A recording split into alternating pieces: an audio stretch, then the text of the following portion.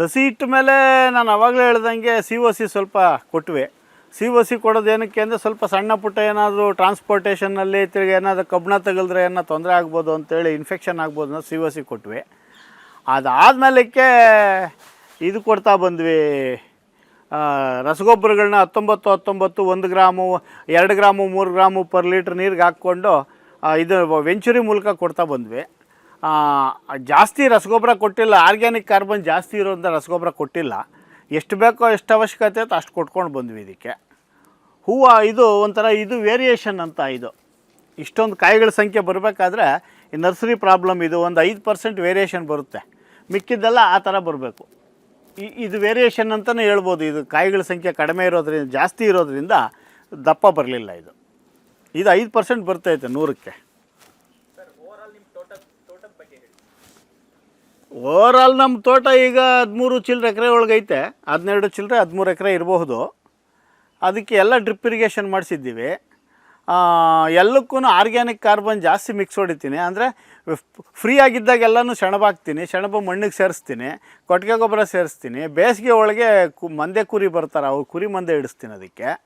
ಅದಾದಮೇಲೆ ಕಂಪಲ್ಸರಿ ಬೇವಿನ ಹಿಂಡಿ ಹಾಕ್ತೀನಿ. ಬೇವಿನ ಹಿಂಡಿ ಒಂದು ಆಂಟಿಬಯೋಟಿಕ್, ಅದು ಪೋಷಕಾಂಶನೂ ಹೌದು, ವೈರಸ್ಗೆ ಬಂಜೆತನ ಬರುವಂಥ ಕೆಲಸ ಮಾಡುತ್ತೆ. ಅದು ಹಾಕಿದ್ಮೇಲೆ ವೈರಸ್ ಫ್ರೀ ಆಗಿಬಿಡುತ್ತೆ. ಎರಡನೇದಾಗಿ ಅದು ಎಲ್ಲ ರೋಗ ನಿರೋಧಕ ಶಕ್ತಿ ಗಿಡಕ್ಕೆ ಜಾಸ್ತಿ ರೈಸ್ ಮಾಡುತ್ತೆ. ಹಾಗಾಗಿ ಬೇವಿನ ಹಿಂಡಿ ಬಹಳ ಒಳ್ಳೆಯದು.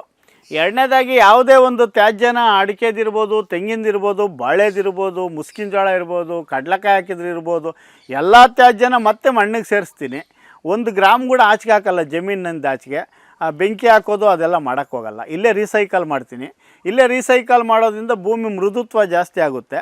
ಪ್ಲಸ್ ಇದನ್ನ ಎತ್ತಾಕೋದು, ಸಾಗಣೆ ಮಾಡೋದು, ಇದ್ರ ಖರ್ಚೆಲ್ಲ ಉಳಿಯುತ್ತೆ. ಹಾಗಾಗಿ ನಾನು ಈ ಬಾಳೆಗೆ ಏನು ಮಾಡ್ತೀನಿ ಅಂದರೆ, ಈ ಕಂಪ್ಲೀಟ್ ಎಲ್ಲ ಬಾಳೆ ಎಲ್ಲ ಆಗೋದ್ಮೇಲಕ್ಕೆ ಈ ಕಾಂಡ, ಎಲೆ, ಮರ ಎಲ್ಲನೂ ಸಾಲು ಬಿಟ್ಟು ಸಾಲು ಹಾಕ್ತೀನಿ. ಸಾಲು ಬಿಟ್ಟು ಸಾಲು ಹಾಕ್ಬಿಟ್ಟು ತಿನ್ನೋ ಸುಣ್ಣನ ಇದ್ರ ಮೇಲೆ ಉದುರಿಸ್ತೀನಿ ತೆಳುವಾಗಿ. 1 ಎಕರೆ ಕನಿಷ್ಠ ಒಂದು 200 kg ಅಷ್ಟು ತಿನ್ನೋ ಸುಣ್ಣ, ಅದನ್ನು ಇದ್ರ ಮೇಲೆ ಉದುರಿಸ್ಬಿಟ್ಟು ಈ ಮುಂಜು ಬಿದ್ದರೂ ಆಗ್ಬೋದು, ಇಲ್ಲ ತೆಳುವಾಗಿ ಮಳೆ ಬಿದ್ದರೂ ಆಗ್ಬೋದು, ಇಲ್ಲಾಂದ್ರೆ ಒಂದು 10 ನಿಮಿಷ 1/4 ಗಂಟೆ ಸ್ಪ್ರಿಂಕ್ಲಿಂಗ್ ಮಾಡಿದ್ರೂ ಆಗ್ಬೋದು. ಮಾಡಿದ್ದಾದಮೇಲಕ್ಕೆ ಸುಣ್ಣನೂ ಒಂದು ಪೋಷಕಾಂಶ ಒಂದು. ಎರಡನೇದಾಗಿ ಇದು ಡಿಕಾಂಪೋಸ್ ಆಗೋಕ್ಕೆ ಭಾಳಷ್ಟು ಕೆಲಸ ಮಾಡ್ತೈತೆ. ಇದು ಹಂಗೆ ಬಿಟ್ಬಿಟ್ರೆ 3 ತಿಂಗಳು 4 ತಿಂಗಳು 5 ತಿಂಗಳು ಆಗಬೇಕು ಡಿಕಾಂಪೋಸ್ ಆಗಬೇಕಾದ್ರೆ. ಡಿಕಾಂಪೋಸ್ ಅದು ನ್ಯಾಚುರಲ್ಲಾಗಿ ಆದಾಗ ಫಂಗಸ್ ಫಾರ್ಮೇಷನ್ ಕಡ್ಡಾಯವಾಗಿ ಆಗುತ್ತೆ ಕೆಳಗಡೆ ಭಾಗದಲ್ಲಿ. ಯಾಕಂದರೆ ತೇವಾಂಶನ ಹಿಡಿದಿಟ್ಕೊಂಡು ಬಿಡುತ್ತೆ ಇದು ಈ ಬಾಳೆ ಸೊರಬು. ಸುಣ್ಣ ಹಾಕ್ಬಿಟ್ರೆ ಒಂದು ಫಂಗಸ್ಸು ಕಂಟ್ರೋಲ್ ಆಗುತ್ತೆ, ಬೇಗ ಡಿಕಾಂಪೋಸ್ ಆಗುತ್ತೆ. ಒಂದು ಸುಣ್ಣ ಒಂದು ಪೋಷಕಾಂಶನೂ ಹೌದು. ಹಾಗಾಗಿ ನಾನು ಈ ಬಾಳೆ ಈ ನೆರಳಿನೊಳಗೆ ಏನು ಡಿಕಾಂಪೋಸ್ ಮಾಡ್ತೀನಿ ಈ ತ್ಯಾಜ್ಯನ, ಅಲ್ಲೆಲ್ಲ ಸ್ವಲ್ಪ ಕನಿಷ್ಠ ಎಕರೆ 200 kg ತಿನ್ನೋ ಸುಣ್ಣ ಹಾಕ್ತೀನಿ. ಸರ್ ನಮ್ಮದು, ನಾವು ಬೇಸಿಗೆ ಒಳಗೆ ತಿನ್ನೋ ರಾಗಿ ಬೆಳ್ಕೊತೀವಿ.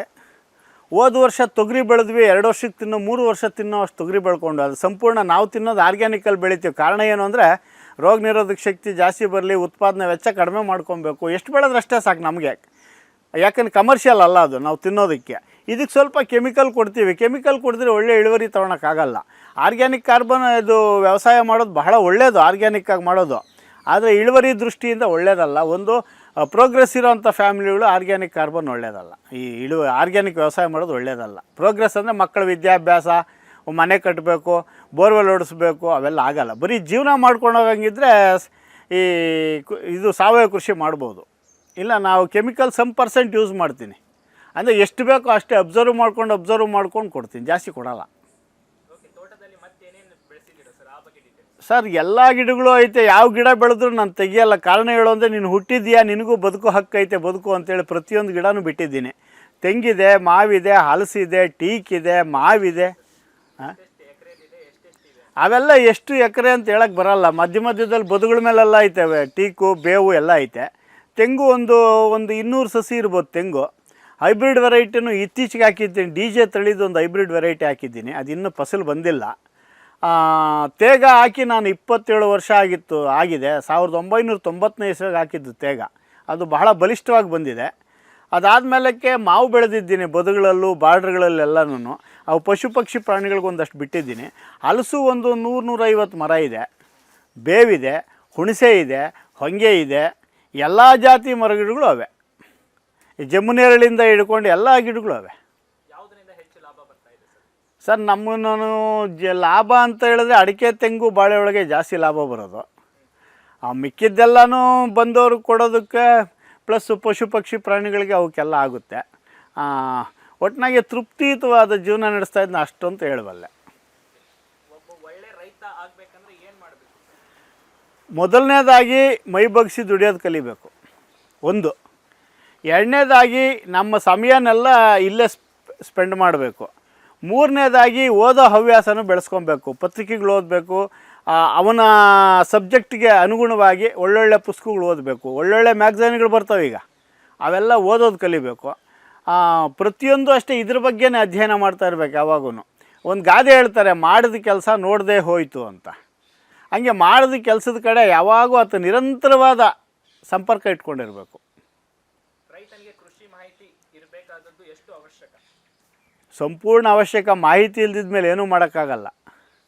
ಪಶುಗಳಿಗೆ ಸಮಾನ ಆಗಿಬಿಡ್ತೀವಿ ನಾವು ಮಾಹಿತಿ ಇಲ್ದಿದ ಮೇಲೆ. ಮಾಹಿತಿ ಇರಲೇಬೇಕು. ಎಷ್ಟು ಮಟ್ಟಿಗೆ ಮಾಹಿತಿ ಇರಬೇಕು ಅಂದರೆ ಸಂಪೂರ್ಣ ಉಪಯೋಗ ಆಗುವಂಥ ಮಾಹಿತಿಗಳು ಬೇಕು. ತಂತ್ರಜ್ಞಾನ ಉಪಯೋಗ ಆಗಬೇಕು. ನಾವು ಕೊಟ್ಟಿರೋ ರಸಗೊಬ್ಬರಗಳು ಯಾಕೆ ಹೀರ್ಕೊತಾ ಇಲ್ಲ, ಬೇರಿಗೆ ತೊಂದರೆನಾ, ಅಲ್ಲ ವಾತಾವರಣದಲ್ಲಿ ಏನಾದ್ರು ವ್ಯತ್ಯಾಸ ಆಗಿದೆಯಾ, ಇವೆಲ್ಲ ಗಮನಿಸ್ತಾ ಇರಬೇಕು. ಕೊನೆಯದಾಗಿ ರೈತರಿಗೆ ಹೇಳೋದಾದರೆ ಏನು ಹೇಳ್ತೀರಾ ಸರ್? ರೈತರಿಗೆ ಹೇಳಬೇಕು ಅಂದರೆ ನಾನು ಮೊದಲಿಂದನೂ ಹೇಳ್ತೇನೆ ಬಂದಿದ್ದೀನಿ. ರೈತರು ಇನ್ನು ಬರೋ ದಿನಗಳು ಭಾಳ ಚೆನ್ನಾಗಿವೆ, ಒಳ್ಳೆ ಅವಕಾಶಗಳಿವೆ. ದಯವಿಟ್ಟು ವಿಮುಖರಾಗಬೇಡ್ರಿ. ಜಮೀನು ಮಾರ್ಕೊಂಡು ಹೋಗೋದು, ನಗರದ ಆಕರ್ಷಣೆ ಭಾಳ ಇಷ್ಟಪಡ್ತಾರೆ ಜನ. ಯಾವತ್ತು ನಮ್ಗೆ ಇವತ್ತು ಭಾಳ ಇಷ್ಟಪಡ್ತೀವೋ ಮುಂದೆ ಅದು ನಮಗೆ ಭಾಳ ಕಷ್ಟನೂ ಕೊಡ್ಬೋದು ಅಂತ ನನ್ನ ಭಾವನೆ. ಖಂಡಿತವಾಗಿ ಹೇಳ್ತೀನಿ, ಹಳ್ಳಿಯಲ್ಲಿದ್ದುಕೊಂಡು ನಿರಂತರವಾದ ಕಾಯಕ ಮಾಡ್ತಾ ಬಂದರೆ ಒಳ್ಳೆ ಜೀವನ ಮಾಡ್ಬೋದು, ಖಂಡಿತವಾಗಿ ಮಾಡ್ಬೋದು.